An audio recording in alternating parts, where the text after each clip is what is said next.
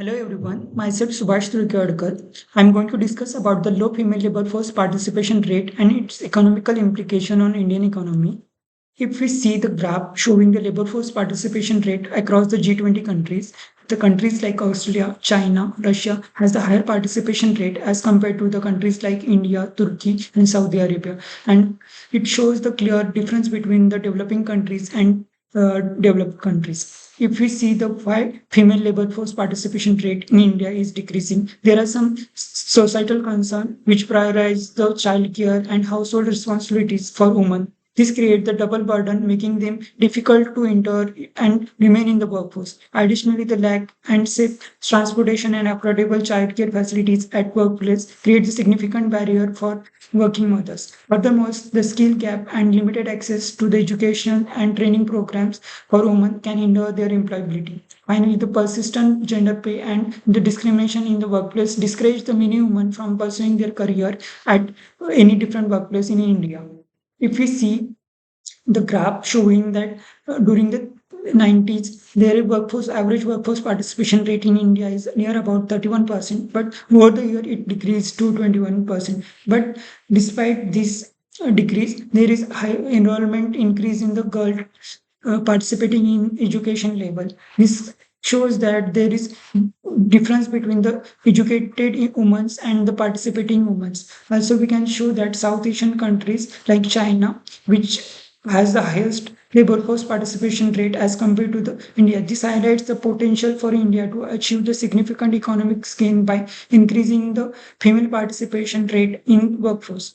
If we see the economical cost of low labor force participation rate in India, it is substantial. The studies conducted by the World Bank estimate that the India GDP could be significantly higher by as much as 27% if women could participate in the workforce at same rate as women means. This translates to billions dollars in the lost economic output.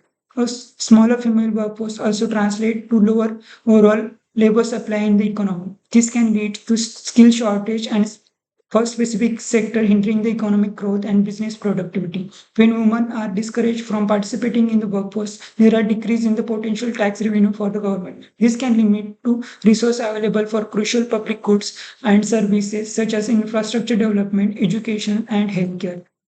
This slide shows that data on the female labor force participation for different education level and marital status. If we see the left hand side, the clearly shows that women having low education level not participate as much as the women having higher education level. But if we see the graph spikes between the diploma and certificate course doing women, which means those women having skill set are participating more as compared to the graduate and postgraduate level. If we see the right hand side, there is discuss about the married woman and unmarried woman. There is clearly discriminate between the separate women and more participating among the rural and urban context as compared to the married women. Here are the few challenges that in for low female labor force participation rate in India, such as the reliance on agriculture. It shows that in rural areas where agriculture is dominant source of income, the transition to other sector can be difficult for the woman. Additionally, in some cases, rising household income may lead to the some women, particularly in the urban areas, to choose to leave workforce and to focus on the family responsibilities. While this may be the personal choice for some women, but it is important to ensure that social norm or economic policies don't pressure women to get out of the workforce. Here are the few strategies such as the investing in the women's skill for their education, job training program, etc. We can provide the childcare option and flexible work hours for working women by creating the policy level changes such as the equitable pay and giving the creating the cultural diversity and inclusive workplace. We can increase the labor force participation rate.